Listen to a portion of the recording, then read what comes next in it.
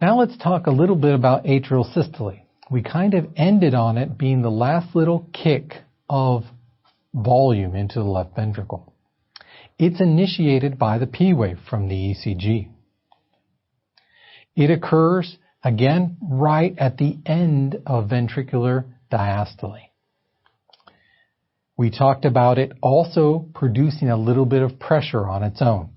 The pressure that it induces involves squeezing in on the blood that's there right at the end, and that again normally pushes about 10% into the left ventricle to cause the full filling. So someone really doesn't need to have a lot of atrial systole under most circumstances. In fact, you could have a cardiac arrhythmia known as atrial fibrillation, in which the atrium really don't contribute much to ventricular filling. And you could be walking around and you might not even know that person has this arrhythmia. A time, though, when atrial systole becomes very important are in things like during exercise, where you have large volumes of blood coming back to the heart, and the top part can help squeeze that blood into the left ventricle so that you can get a better contraction out. Because that way you can utilize the Franck-Starling mechanism to push more fluid out per stroke without utilizing any more energy. Atrial diastole occurs after atrial systole.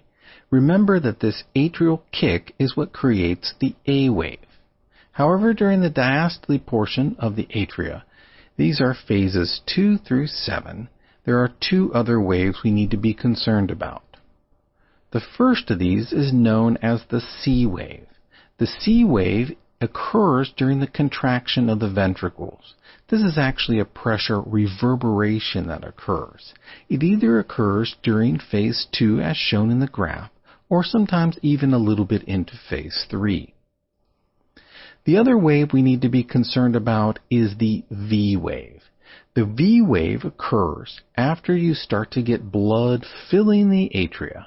It continues to fill the atria until suddenly the AV valves open and there is a sudden pressure fall. That's known as the V wave. So in terms of the atrial filling pressures and the atrial contraction pressures, we can look at A, C, and V being those items that we want to make sure we have a good feeling for why they are occurring.